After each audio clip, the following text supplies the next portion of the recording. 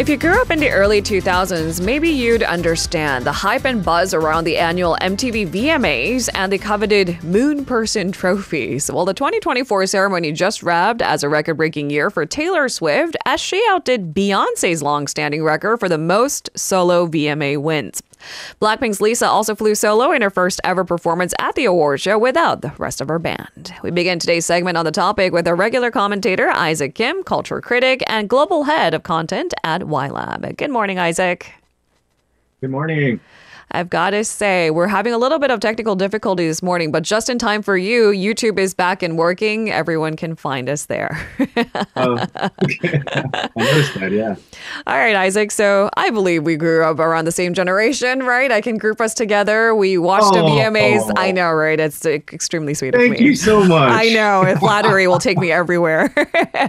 But just for the sake of today's conversation, because I must say, there was a time when a lot of us were tuning into the VMAs to watch the live coverage and watch some of our favorite artists win big, like Beyoncé, for example. Yeah, and I mean, even K-pop, lovers of K-pop. Yes. When K-pop started to, make an appearance at the VMAs, and now there's its own category. That really kind of showed a lot of people that, hey, K-pop is not just a joke, or it's not just niche anymore. Thing. Well, I mean, it's always been niche, but VMA, there's a lot of niche that gets recognition, like Latin music. There's a lot of niche reggae, that doesn't get recognition. That's actually a really good point, because you're right. Yeah. Because you can't cover every single genre that's out there, but maybe what they want to take on is music that was niche that's becoming slightly less niche and slightly more global. Right, exactly. So I mean, you don't become an adult as soon as you're born, right? Like you got to grow into it. So before you run, you got to walk, and so you start crawling, walking, running. So is K-pop jogging now, at least? I mean, K-pop is up there now. It's at the VMAs, and I mean, I'm sure we'll get to it, but some of the controversy that happens on these stages, it's a sign that K-pop is jogging. Maybe K-pop is running too. There's so many eyes on K-pop, and it's not just the fans who love the artists that have their eyes on it. It's the industry leaders, and it's the peers of you're part of the K-pop has kind of joined the music industry as a very important new player. So right, it's a sign that it's of K-pop's growth and maturity as well to just be in the conversation. We actually played at the start of our first hour that collaboration between Lisa and Rosalia, and I mean these collaborations are becoming more frequent and well received, and I think that's a healthy sign. You're right, it's not just the fans, it's driven by fans and popularity, but certainly making way for these incredible segues into Hollywood and collaborations with other pop artist. Speaking of which, it's Taylor Swift's world. We're just living in it. It's been this way for years. It was a clean sweep for Taylor Swift with 7 awards, including Video of the Year for Fortnite, of course, featuring Post Malone. Can you maybe walk us through some of the highlights of the VMAs, maybe starting with Taylor? Oh, yeah. I mean, she had 12 nominations. Yeah.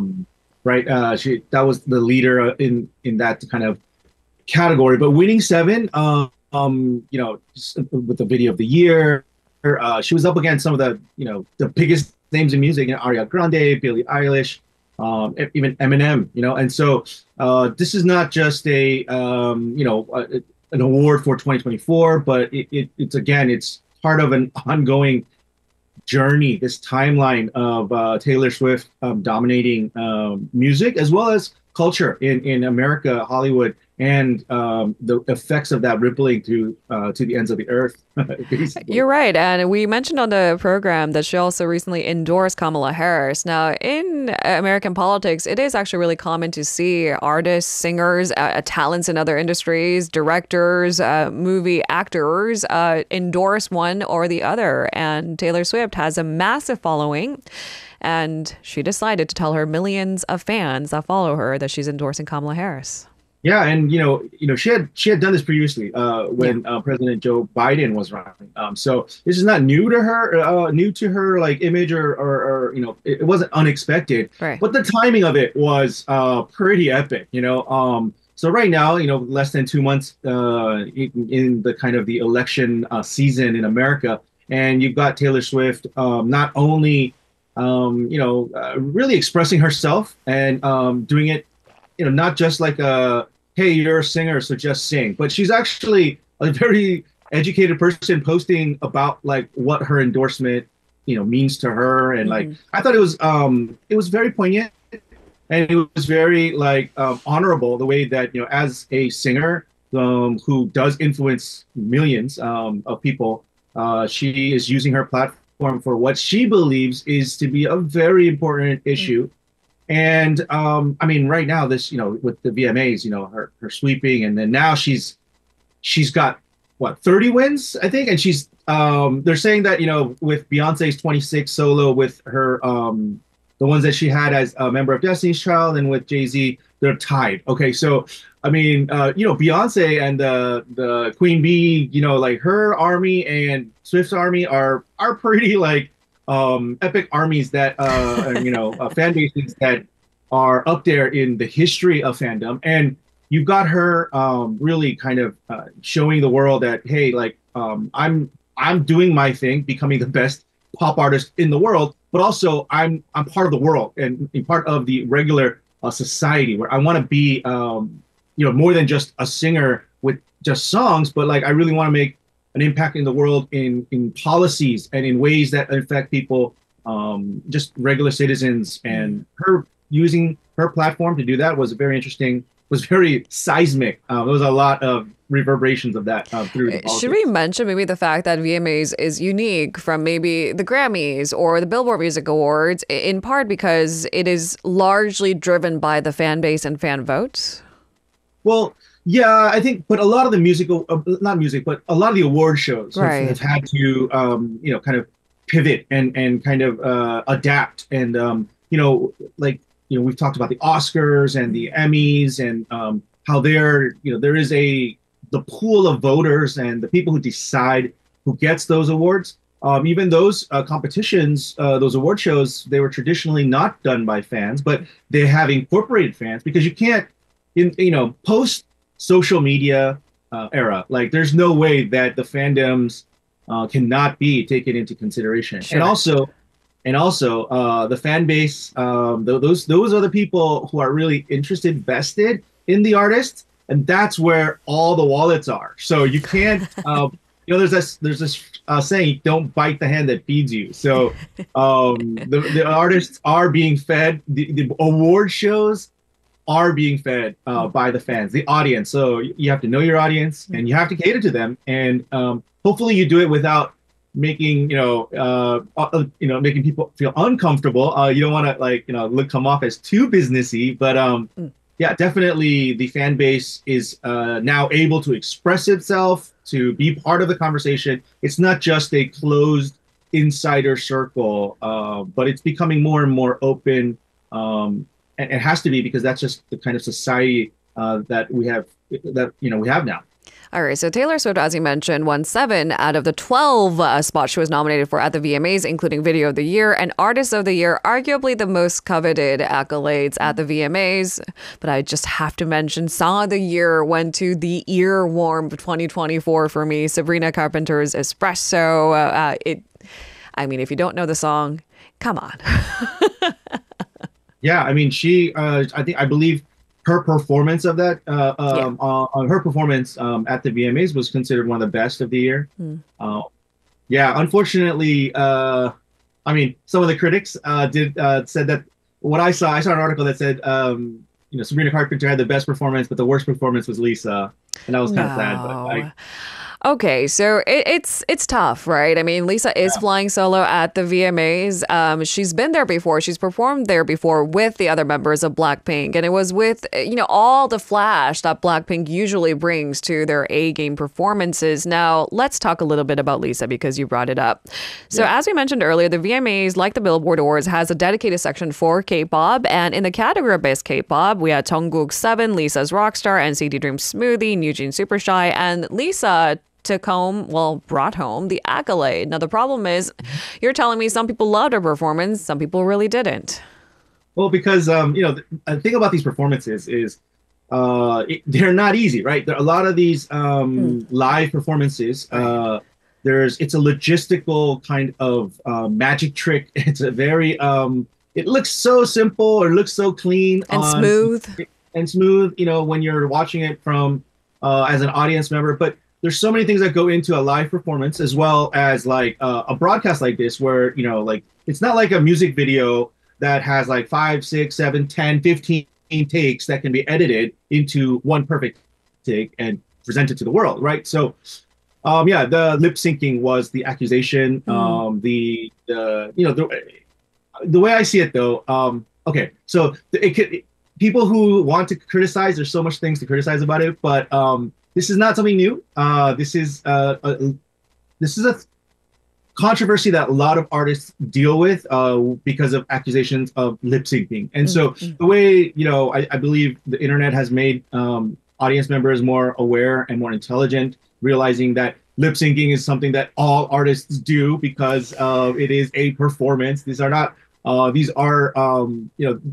people don't walk around every day in these kinds of costumes. It's not real, like in the sense that this is but I'm reminded of what P.T. Barnum, a very famous entertainer in American history, with the circuses, has said that there's no such thing as bad publicity. And there's been phrases that like